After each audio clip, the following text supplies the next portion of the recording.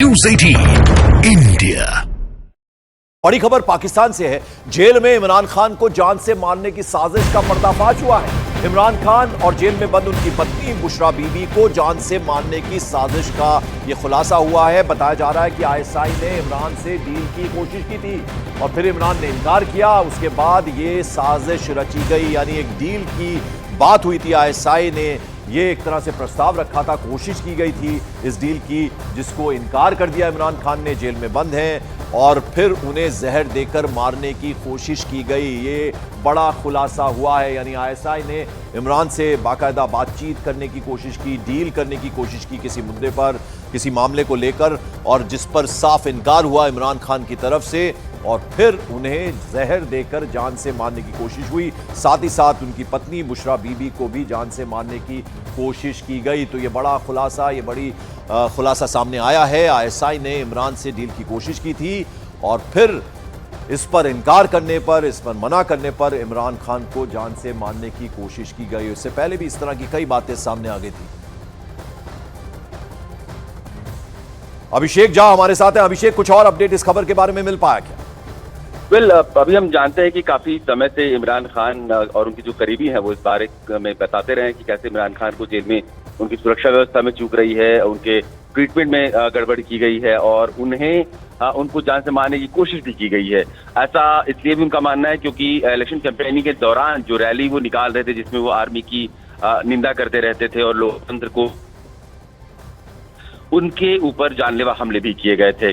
इसके अलावा जो जेल में भी उन्होंने कहा कि उन्हें उचित चिकित्सा की सुविधा भी मुहैया नहीं कराई गई है। तो ये आरोप इमरान खान की पार्टी के लोग लगाते रहे हैं और खासतौर पर जब अब चुनाव में उनकी पार्टी के समर्थित उम्मीदवारों ने बहुत ही शानदार प्रदर्शन किया है तो बिल्कुल। और अभिषेक, कहीं ना कहीं इन चुनावों की बात करें तो पहली बार कोई ऐसा नेता सामने आया जिसने सीधे सीधे सेना से टक्कर लेने की कोशिश की। बिल्कुल पंकज, और हमें पता है कि सालों से, दशकों से कहें तो पाकिस्तान की जो शासन व्यवस्था है उसमें जो सिविलियन गवर्नमेंट है उसका बहुत ही कम रोल होता है। वो एक फ्रंट है और मुख्य रूप से जो भूमिका है वो आर्मी के लोगों की ही होती है। अभी जो नेगोशिएशन, जो एक गठबंधन बनाया जा रहा है पीपीपी और पीएमएल के द्वारा, उसमें भी आर्मी की ही प्रमुख भूमिका है। अभिषेक झा, बहुत बहुत शुक्रिया इस अपडेट, इस जानकारी के लिए आपका। और इमरान खान और उनकी पत्नी के खिलाफ साजिश क्या है, उसकी पूरी डिटेल जरा समझना जरूरी है। असल में दावा किया जा रहा है कि पाकिस्तान की खुफिया एजेंसी आईएसआई की ओर से इमरान खान को एक डील ऑफर की गई। इस डील को मानने से जब इमरान खान ने इनकार किया और हाउस अरेस्ट में रह रही इमरान की पत्नी बुशरा बीबी को फिर जहर देने की साजिश रची गई। अब सवाल ऐसे में यह है कि वो डील आखिर थी क्या जिसे इमरान खान ने मानने से इनकार कर दिया। तो इसको लेकर दावा किया जा रहा है कि आईएसआई ने इमरान खान से कहा था कि वो राजनीति से, पॉलिटिक्स से संन्यास ले ले। यही नहीं, शर्त यह भी रखी गई कि इमरान खुद कोर्ट में हाउस अरेस्ट की अपील करें, लेकिन इमरान खान इसके लिए कतई तैयार नहीं हुए। इसके बाद बुशरा बीबी को जहर देने की कोशिश की गई। अब अदियाला जेल एडमिनिस्ट्रेशन की ओर से इस्लामाबाद हाई कोर्ट में कहा गया है कि वो बुशरा को जेल में शिफ्ट न करें। जेल एडमिनिस्ट्रेशन ने कहा कि बुशरा को जेल में रखना मुश्किल है, इसलिए बुशरा को फिलहाल हाउस अरेस्ट में ही रखा जाए।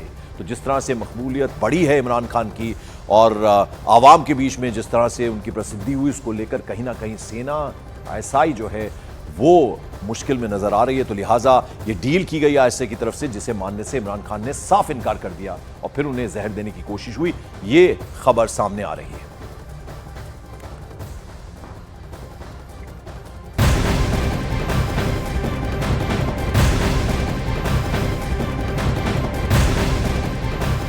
और बड़ी खबर आ रही है तेलंगाना से। तेलंगाना की सिकंदराबाद कैंट सीट है। यहां से बीआरएस की विधायक एमएलए जी लस्या नंदिता की सड़क हादसे में मौत हो गई।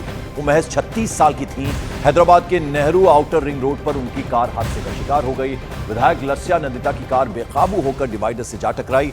हादसे के बाद सामने आई तस्वीर में साफ देखा जा सकता है कि उनकी कार का जो अगला हिस्सा है, यानी बोनट का जो हिस्सा है, वो पूरी तरह से चकनाचूर हो गया। विधायक लस्या नंदिता के साथ हुए इस सड़क हादसे में उनके ड्राइवर को भी गंभीर चोटें आई हैं। बीआरएस विधायक लस्या नंदिता को हादसे में घायल होने के फौरन बाद अस्पताल ले जाया गया, जहां पहुंचने पर डॉक्टरों ने उन्हें मृत घोषित कर दिया। ये तस्वीर हम आपको दिखा रहे हैं और केवल 36 साल की थी लस्या। बीआरएस की जो है वो ये एमएलए, सिकंदराबाद कैंट से ये एमएलए थी।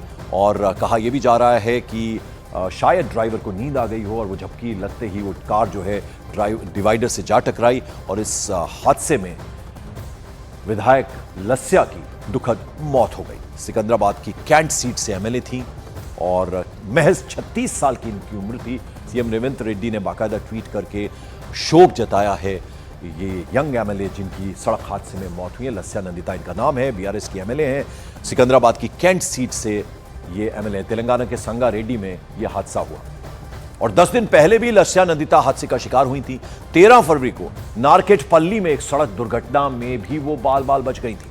इस सड़क हादसे में उन्हें मामूली चोटें आई थी। दरअसल वो 10 दिन पहले ही पूर्व मुख्यमंत्री के चंद्रशेखर राव की सार्वजनिक बैठक में भाग लेने के लिए नलगोंडा जा रही थी। इस दौरान नलगोंडा जिले के नारकेटपल्ली में उनकी कार हादसे का शिकार हो गई। हादसे में एक होमगार्ड की मौत भी हो गई। तो दूसरा हादसा लगातार 10 दिनों पहले की हम बात आपको बता रहे हैं, जहां बाल बाल वो बची थी, हल्की चोटें उन्हें आई थी, लेकिन अब जो हादसा हुआ है उसमें उनकी दुखद मौत हो गई। महज 36 साल की उम्र, सिकंदराबाद के कैंट इलाके से वो एमएलए थी। और अब आपको लस्या नंदिता के बारे में कुछ और इंफॉर्मेशन दे दें। पिछले साल ही विधायक बनी थी लस्या नंदिता।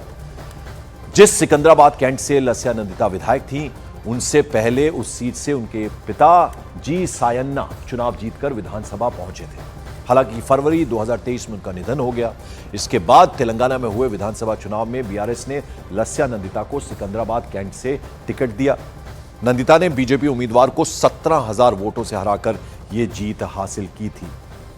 तो पिता की मौत के बाद उन्हें सीट दी गई और अभी प्रेजेंट में मिली थी। महज 36 साल की उनकी उम्र थी।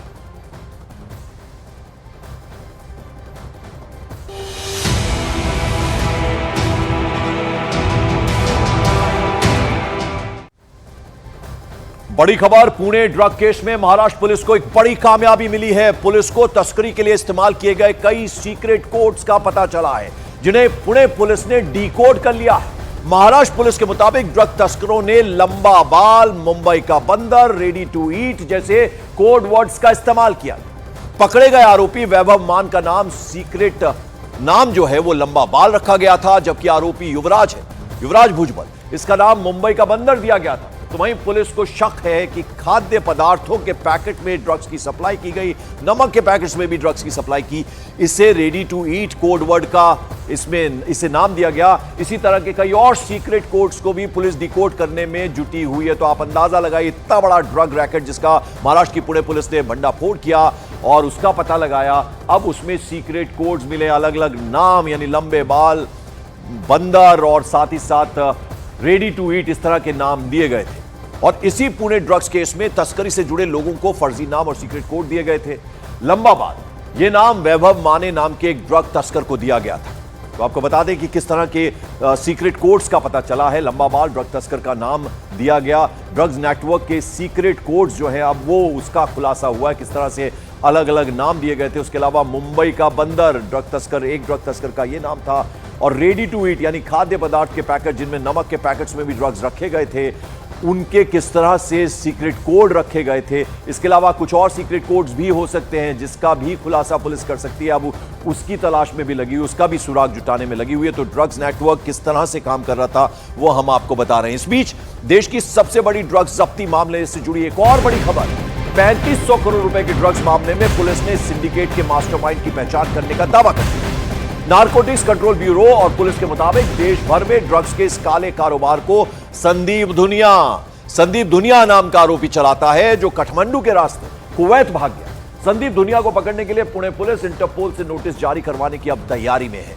इस मामले में हवाला के जरिए लेन देन के सुराग मिलने का दावा भी किया गया है। संदीप धुनिया मास्टरमाइंड काठमांडू से कुवैत भाग गया। अब इंटरपोल के जरिए इस तक पहुंचने की कोशिश जो है वो की जा रही है। ये मास्टरमाइंड बताया जा रहा है। कई राज्यों में संदीप धुनिया के